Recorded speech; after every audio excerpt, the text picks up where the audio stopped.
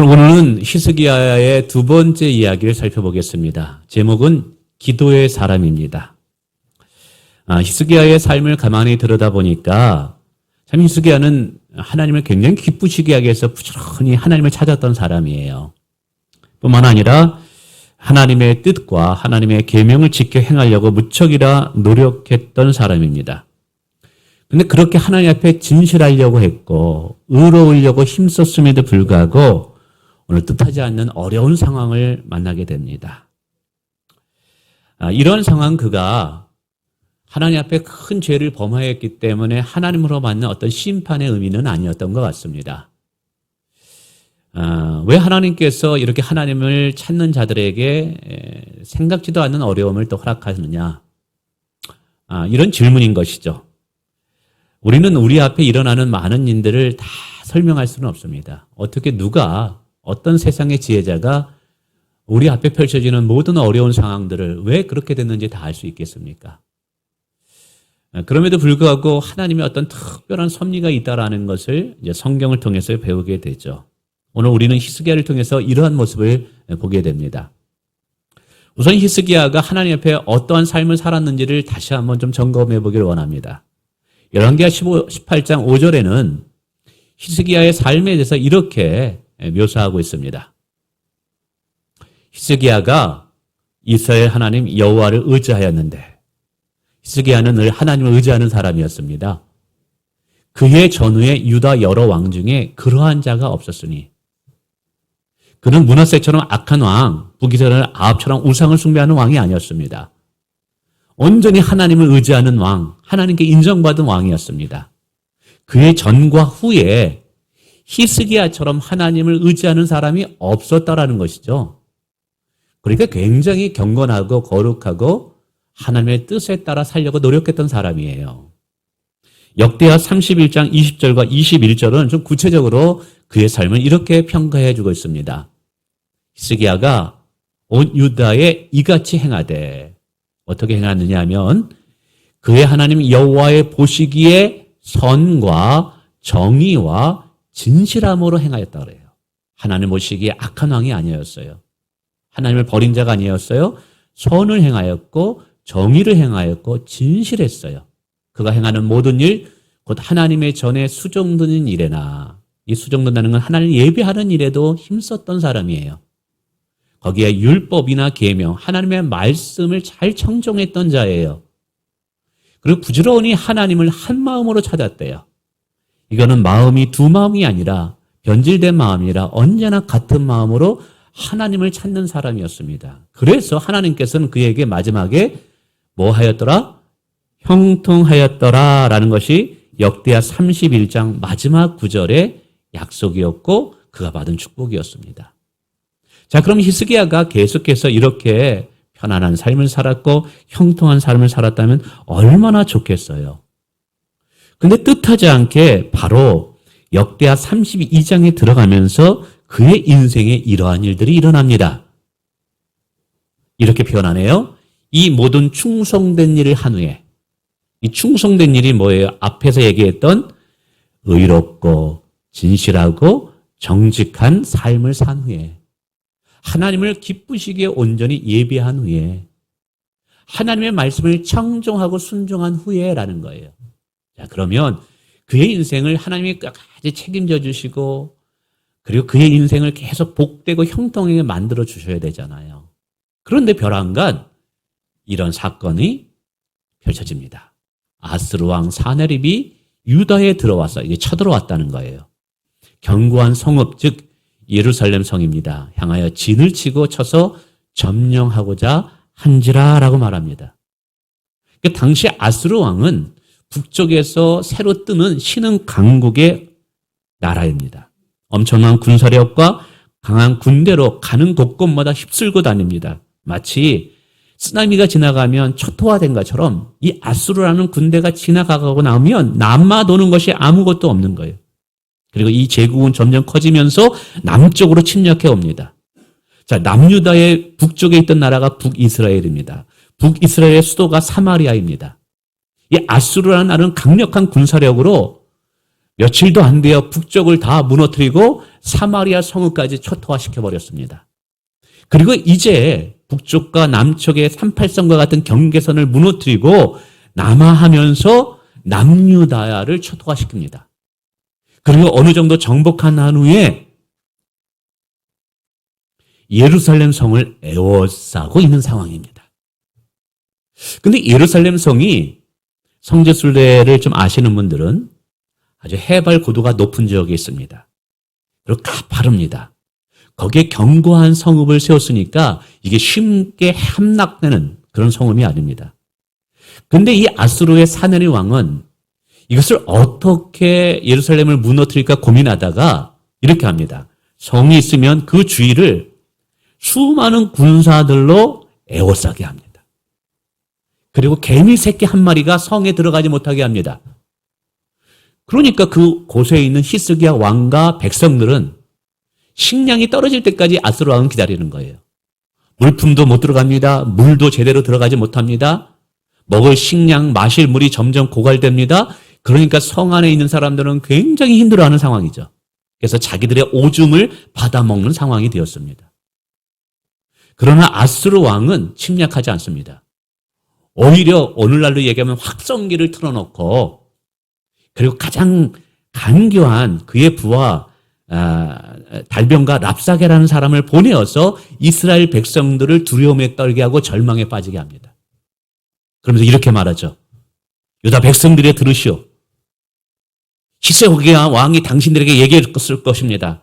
우리 하나님이 우리를 건져주실 것이다. 하나님이 분명히 우리를 지켜주실 것이다. 라고 이야기하지만 그 말은 다 거짓일 것입니다. 지금까지 오면서 수많은 신들이 자기를 사내를 왕에서 건져줄 거라고 약속했지만 모두 그들은 초토화되었어. 머지않아 이 성도 멸망하게 될 것입니다. 단 항복하는 자들에게는 살려줄 것입니다. 생명은 보존하겠습니다. 근데 쳐들어오지는 않는 거예요. 그러니까 헐벗고 굶주리고 마실 물이 없는 그 성읍 안에 있는 사람들은 얼마나 마음이 요동치고 절망 가운데 있겠습니까?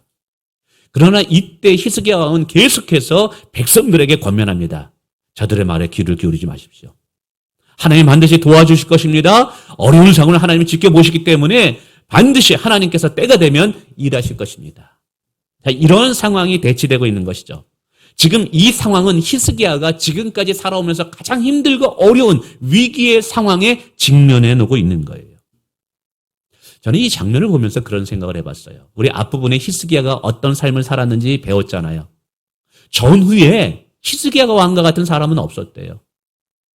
여호와를 진심으로 사랑하고 의지했던 왕이었대요. 말씀을 지켰던 왕이었대요. 의와 정의와 진실함으로 살았던 왕이었던 거예요. 자, 그러면 하나님은 이런 왕에게 어려움을 당하지 않도록 막아주셔야 되는 거 아닌가? 하나님께서 힘든 일이 없도록 편안하게 하나님께서 그 인생을 보장해 주어야 되는 것은 아닌가라는 생각이 듭니다. 그런데 뜻하지 않게 아수르에 의해서 어려움을 당합니다.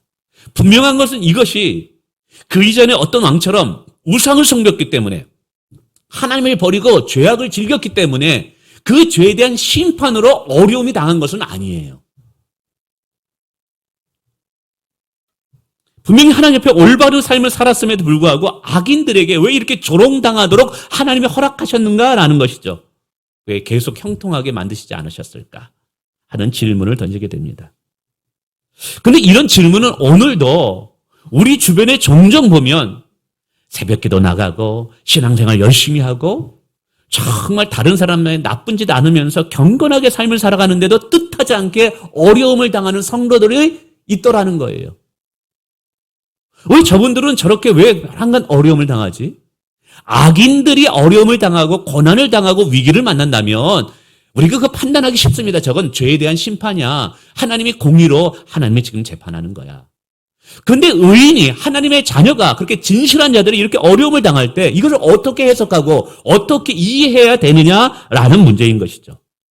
이것은 참 쉽지 않은 문제입니다. 이것을 해석한다는 것도 결코 쉽지 않고요. 혹시 여러분 가운데도 이런 어려움 때문에 이런 고민을 하고 계신 분들이 있습니까? 어쩌면 이것은 우리 교회의 모습이기도 마찬가지인 것 같습니다. 우리 교회가 1984년에 교회당이 건축되어지고 이게 많이 40년이 지나면서 노후화가 되어서 매년마다 보수 비용이 좀 많이 들어가면서 그리고 다음 세대를 생각할 때 우리가 좀 더 다음 세대에게 좋은 건물을 물려주어서 우리 자녀들이 더 기쁨으로 신앙생활을 잘 할 수 있도록 우리가 우리 자녀들에게 좋은 교회당을 지어서 물려주자. 그리고 더욱더 하나님의 선교 사업과 주의 사역을 더 잘 감당하도록 하자. 분명히 하나님 앞에 우리의 마음을 들여다볼 때 정직하고 진실함으로 어떤 인간적인 욕심을 가지지 않고 이걸 시작했는데 많은 어려움들이 교회 가운데 지금 일어나고 있습니다. 히스기야와 같은 이런 상황이죠. 이런 상황을 우리가 어떻게 재해석하느냐는 우리의 삶이 있어서 굉장히 중요합니다. 결국 삶의 문제는 해석의 문제거든요. 상황이 펼쳐진 것을 어떻게 재해석하느냐의 문제인 거예요. 우리가 다양한 것으로 성경을 해석했지만 이 히스기야의 일대기를 통해서 크게 두 가지로 하나님의 의도가 숨어 있음을 보게 됩니다. 왜 의인이 고난을 받는가라는 것이죠. 첫째로 역대하 32장 31절에는 성경에 이런 말씀이 쓰여져 있네요. 한번 읽어볼까요? 그의 히스기야 심중에 있는 것을 다 알고자 시험하였더라. 하나님께서 히스기야 왕의 심중에 과연 무엇이 있는 것을 알고자 시험하였더라. 여기서 테스트하였더라라는 거예요. 무슨 말이냐 하면 사람이 편안하고 안정되고 형통할 때는 하나님을 잘 섬기는 것 같아요. 믿음이 좋은 것 같아요.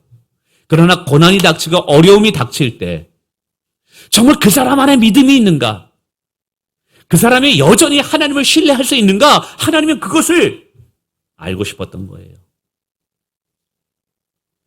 이 하나님이 이것이 히스기야를 통해서 원하는 거였던 거예요. 여러분, 보통 사람 같으면 어려움 당하고 힘든 거 생기면 어떻게 해요? 남을 탓합니다. 또 때로는 하나님을 원망합니다. 하나님, 내가 새벽기도 나가고 내가 헌금도 하고 이렇게 봉사도 많이 했는데 하나님 왜 내 사업터를 이렇게 힘들게 하고 내 자녀들을 왜 이렇게 어렵게 합니까? 하나님 너무 섭섭합니다. 라고 이야기할 수 있죠. 그게 아니라 정말 믿음으로 반응하는지. 아니, 어려울 때 어떤 사람은 사람 찾아갑니다. 이 사람 찾아갑니다. 근데 히스기야가 정말 어려운 일을 당할 때 하나님을 찾는가 찾지 않는가를 하나님은 보기를 원하셨던 거예요.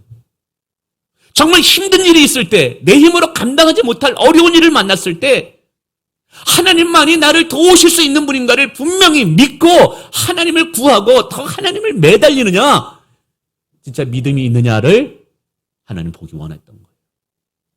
우리가 욥의 고난을 보면 아무 잘못도 없는데 하루아침에 재산도 잃어버리고 자녀들도 잃어버리고 건강도 잃어버리고 아내는 저주하면서 떠나고 진짜 이름 하나 쓰는 밑바닥에 빠집니다. 근데 욥기를 읽어보면 욥이 왜 고난 당하는지에 대해서 설명하지 않습니다.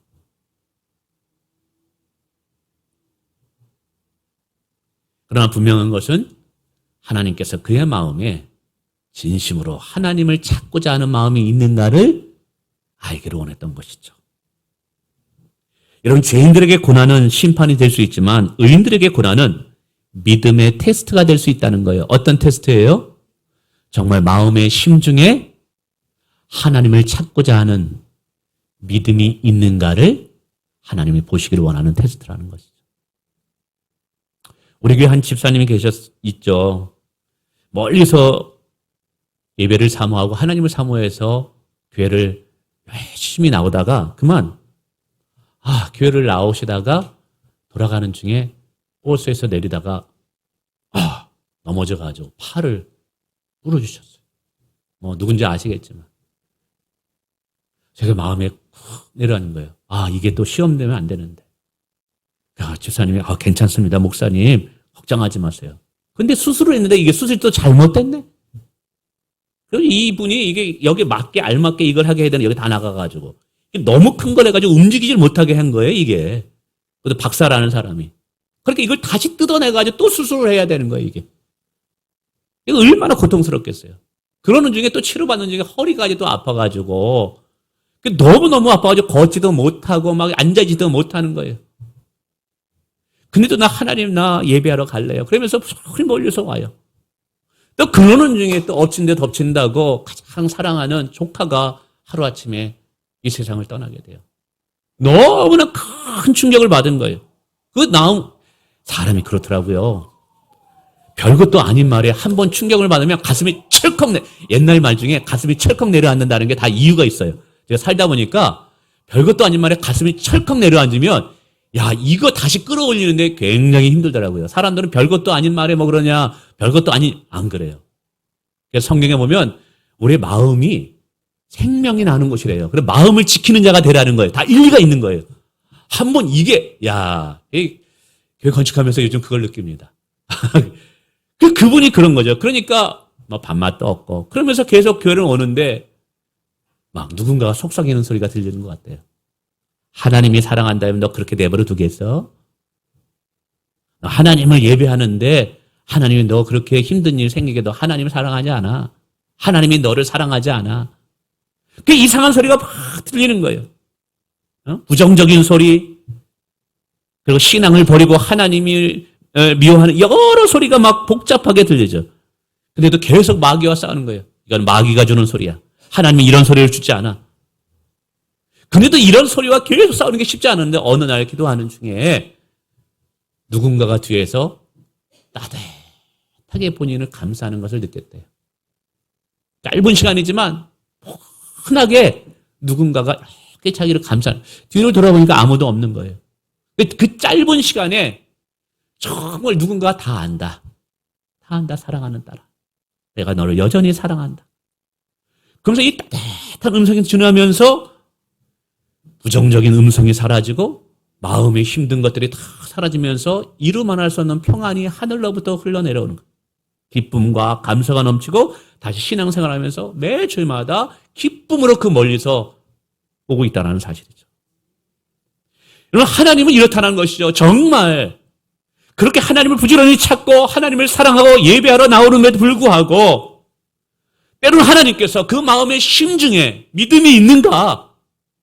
끝까지 하나님을 붙잡고자 하는 믿음이 있는가? 어려움이 있을 때 원망하고 불평하지 않고 하나님을 찾고자 하는 마음이 있는가를, 그 마음의 깊은 심정을 알기 위해서 때로는 테스트할 수 있다라는 것이죠. 그러므로 사랑하는 성도 여러분, 우리가 하나님을 기쁘시게 하는 삶을 살아가면서도 뜻하지 않는 어려움을 당할 때 여러분 낙심하지 맙시다. 절망하지 맙시다. 약속의 말씀 붙잡고 끝까지 소망의 인내로 견뎌내기를 원합니다.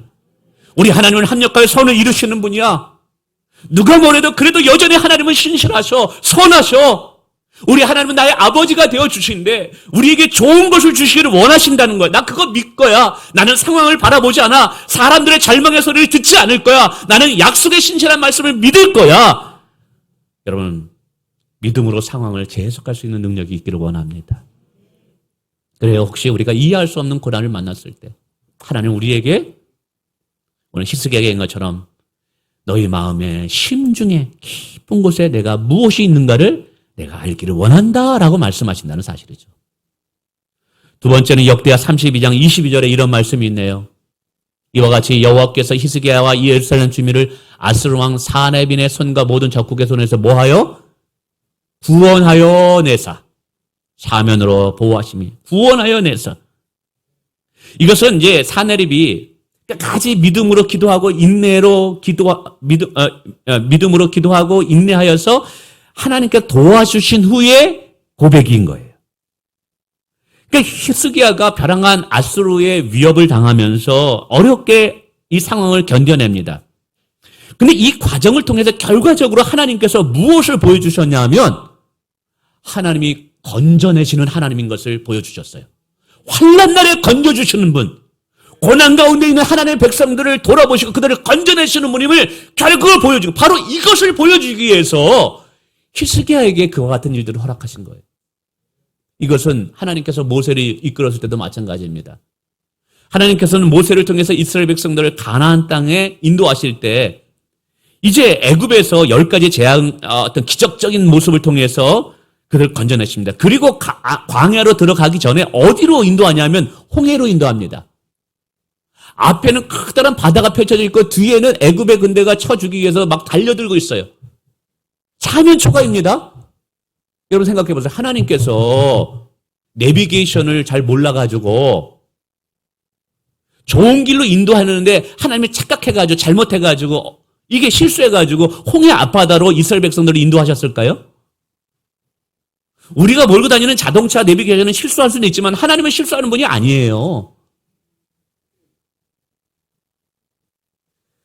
왜 도저히 가장 힘든 절망의 순간으로 하나님께서 왜 이스라엘 백성들을 인도하셨죠? 꼭 홍해 아닌 다른 길로 가도 충분히 갈 수 있었어요. 그런데 그 다른 길로 가지 않게 하시고 홍해 앞으로 인도하시는 분이 하나님이셨던 거예요. 완전히 사방이 막힌 곳으로 하나님이 인도하셨어요. 이때 모세는 굉장히 난감했을 것 같아요. 하나님이 길을 잘못 인도하셨나? 그때 이스라엘 백성들이 믿음이 없던 이스라엘 백성들은 모세를 향해서 하나님을 원망해요. 아니 죽을 데가 없어서 우리를 이 광야에서 죽게 만들었느냐? 이때 모세는 아무 말도 안 합니다. 하나님께 기도합니다. 그러자 하나님께서 이스라엘 백성들을 홍해 앞으로 인도한 것은 실수한 것이 아니라 바로 이것 때문에 너희들을 이곳에 인도하셨다라고 말씀합니다. 바로 그것이 출애굽기 14장 13절과 14절입니다. 너희는 두려워 말고 가만히 서서 여호와께서 오늘 너희를 위하여 행하사 무엇을 보라? 구원을 보라. 너희가 오늘 본 애굽 사람을 영원히 다시 보지 아니하리라. 여호와께서 너희를 위하여 싸우시니 너희는 가만히 있을지어다.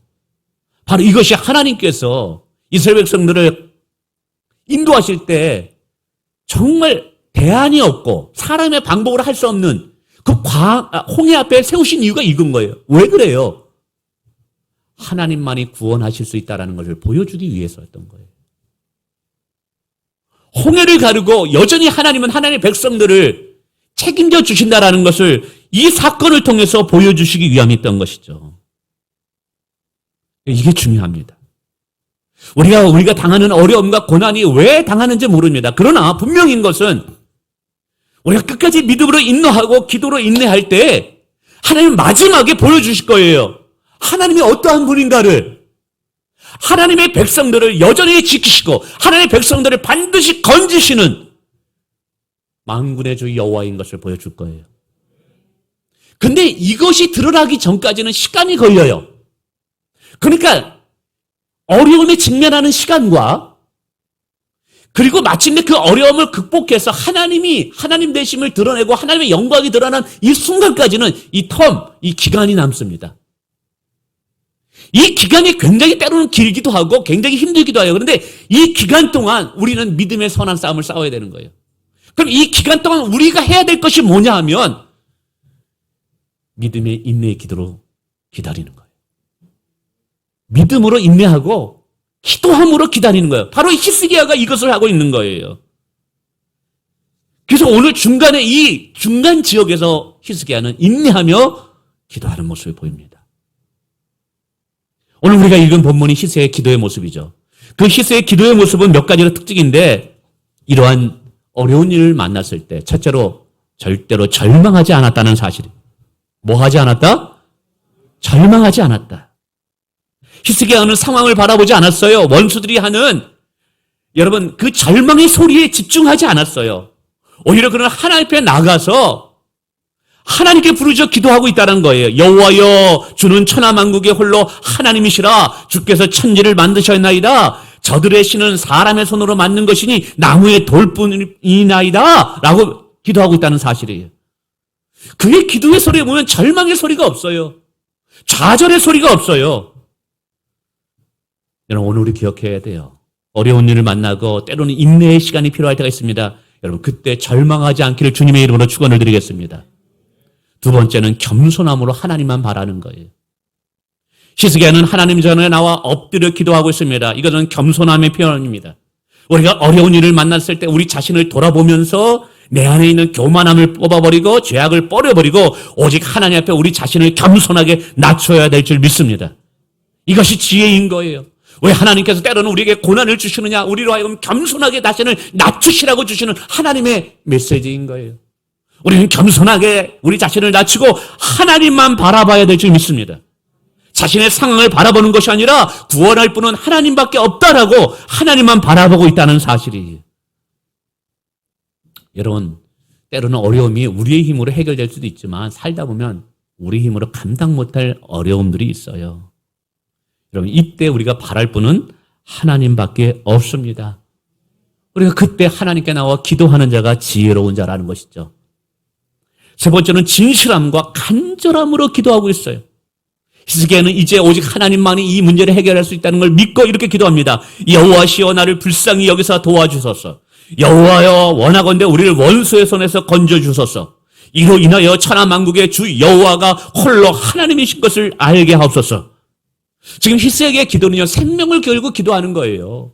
하나님이 도와주지 않으면 당장 저들로 인해서 본인의 목숨과 자기의 백성들이 다 목숨을 잃어버릴 것을 알았기 때문에 지금 생명과 기도를 바꾸고 있는 거예요. 오늘 기도할 때 응답받으면 감사하고 안 되면 어쩔 수 없이 이런 기도가 아니라 정말 하나님 외에는 할 수 없는 이런 어려운 일을 만났을 때 여러분 방법이 기도이고 방법이 하나님이에요. 이걸 알면 여러분 정말 간절함과 진심으로 기도하시기 바랍니다. 왜냐하면 성경은 약속하고 있어요. 간절히 주를 찾는 자가 만날 것이요. 하나님을 만날 때 기적의 역사가 일어나는 줄 믿습니다. 마지막 네 번째는 기도의 사람과 합심하여 기도했다라는 것이죠. 역대하 32장 20절에 이렇게 말합니다. 혼자 기도하는데 이게 안 될 것 같아요. 그래서 히스기야가 이렇게 말합니다. 히스기야 왕이 아모스의 아들 선지자 누구? 이사야를 초청합니다. 이사야 선지자요, 하나님의 선지자거든요. 나와 더불어 함께 기도해 주세요. 혼자 기도하다 너무 힘들 때가 있어요. 이거 혼자 기도로는 이 문제 이거 버겁구나. 그때 기도의 사람을 초청해서 함께 합심하여 하늘을 향해 부르짖어 기도하는 모습이 보입니다. 이 합심하여 기도할 때 다음에 하나님의 놀라운 역사를 이루어지게 됩니다. 목회도 하다 보면은요, 요거는 장로님들과 함께 기도하다가 같이 기도 해결할 수 있겠구나. 근데 어느 때 어떤 상황 속에서는 문제가 너무나 크고 압박이 심해서 정말 중보 기도가 필요할 때가 있다는 사실이죠. 지금 교회가 건축하는 과정 중에 끝이 않는 여러 일들이 일어났습니다. 그것은 이 설교를 끝나고 축도 마친 후에 여러분들에게 좀 설명해드리고 기도를 요청하려고 합니다. 이것을 성도분들에게 소개하는 것이 과연 합당한가? 혹시 믿음이 연약한 자들이 이 이야기를 들으면 실족하지는 않을까 고민하다가 우리 당회에서 모든 것을 정직하게 성도들에게 고백하자. 제 목회의 원칙이 진실한 목회, 정직한 목회, 함께하는 목회입니다. 재정도 진실하고 정직해야 되지만 어떤 문제가 있을 때 그걸 숨기지 말고 정직하게 얘기하고 성도들에게 도움을 청하자, 기도를 요청하자. 그러려고 합니다. 며칠 사이에 많은 일들이 있었습니다. 물론 여러 오면서 매각하는 문제, 여기 또 땅을 매입하는 문제 여러 있을 때마다 함께 기도했습니다. 근데 이번의 문제는 제가 혼자 기도하는데 마치 이런 느낌이 들었어요. 막 댐이 있는데 그리고 커다란 뚝이 있는데 막 물이 넘실거리면서 뚝이 막 넘어질 것 같아요. 그거 혼자 막 메꾸고 그걸 뚝을 안 넘어지게 막 삽을 파고 내가 막 그걸 메꾸는데 이게 내 힘으로는 이게 감당을 못하겠다. 불현듯 기도하는데 그 생각이 나는 거예요. 그때 하나님께서 제게 주신 것이 오늘 말씀을 묵상하는데 히스기야도 혼자 힘으로 이게 감당이 못하니까 기도의 사람을 초청하는구나. 이사야 선지자와 함께 기도하는구나. 분명히 교회 가운데 기도하는 사람이 있다. 함께 기도해라. 그 마음의 감동이 있어서 제가 월요일 날 원래는 휴일이기 때문에 또 엄기도 목사님이 고향에 내려가서 또 운전하실 분은 했지만 안 되겠다. 이건 지금 급한 문제이기 때문에 특별 작전 기도가 필요하다. 21일 작전 기도를 하든지 40일 작전 기도든지 작전 기도를 선택해서 여러분 기도 제목이 있습니다. 여러분 이 기도 제목을 가지고 기도하시고 뒷면에 보면 기도한 날은 체크를 좀 해주세요. 제가 일주일 동안 이런 문제를 가지고 혼자 기도하면서 막 금식하면서 기도하는데 일주일 사이에 5kg가 6kg가 빠졌어요. 제가 이런 것도 처음이에요. 아니 일주일 사이에 어떻게 6kg가 빠지면서 그렇게 막 저녁마다 하는데 근데 이건 안 되겠다. 기도가 필요하다. 여러분 에스더에게 이야기합니다. 모르드게가 이때를 위함인 줄 알라. 하나님께서 여러분을 중직자로 부르시고 함께 공동체를 섬기라고 한 이유가 뭐예요?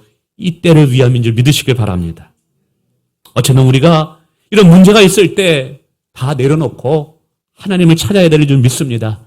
겸손함으로 하나님께 엎드려서 하나님만이 우리의 인생의 대안이고 우리의 길을 열으시는 분임을 믿고 우리 하나님께 나가 간절히 함께 기도할 때 하나님 역사하실 줄 믿습니다. 자, 이렇게 함께 기도하자 어떤 일이 일어나느냐? 열왕기하 20장 35절입니다. 이 밤에 여호와의 사자가 나와서 아수르 진영의 군사 18만 5천 명을 하루아침에 진멸합니다. 전염병이 돌아서 하루아침에 18만 5천 명이 다 아침에 송장이 되기로 상황을 역전시킵니다. 기적의 사건이 일어난 것입니다. 그리고 하나님을 그렇게 조롱했던 사나림은 고향의 반역의 소리가 난다고 들려서 고향으로 급히 들어가서 반역자들의 칼에 의해서 처참하게 죽임을 당함으로 하나님께서 살아계신 것을 하나님 보여주셨습니다. 뿐만 아니라 끝까지 믿음으로 기도하고 인내함으로 견딘 히스기야는 어떤 축복을 받았느냐? 역대하 32장 23절에 이렇게 얘기하네요.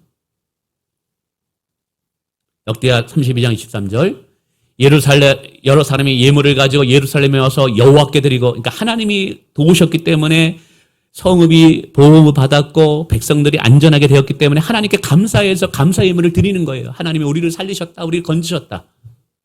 또 보물을 유다 왕 히스기야에게 드린지라 이후부터 히스기야가 모든 나라의 눈에 뭐하게 되었더라? 뭐하게 되었더라? 존귀하게 되었더라. 이것이 하나님께서 끝까지 하나님 붙잡는 자들에게 주시는 축복인 거예요. 왜 고난이 오는지, 왜 을이 어려움을 당하는지 이해할 수는 없어요. 그러나 분명히 이것을 통해서 하나님은 우리의 믿음이 진짜 믿음인가를 시험하시고 테스트를 하시고 그것을 넘어갈 때 하나님은 반드시 그에 대한 보상을 주셔요. 그리고 하나님이 하나님의 영광을 선포하고 하나님의 구원자이고 기도에 응답하시는 분인 것을 보여주실 거예요. 그러나 이 과정 중에 시간이 필요합니다. 이 과정 중에 무엇이 우리에게 필요하면 인내가 필요한 거예요. 기도함이 필요한 거예요. 그러나 이 중간에 절망하지 않고 끝까지 하나님 의지하면서 기도할 때 하나님은 그 인생 가운데 그를 어떻게 들어주신다고요? 모든 민족 가운데 존귀하게. 오늘 우리가 이런 어려움이 있다 할지라도, 혹시 여러분이 이런 어려움이 있다 할지라도 끝까지 인내해서 여러분 하나님이 분명히 하나님 되심을 드러날 때까지 우리가 믿음으로 살아가길 원합니다. 그때 하나님께서 반드시 우리의 인생을 존귀한 인생으로 오늘 히스기야처럼 세워주실 줄을 믿습니다.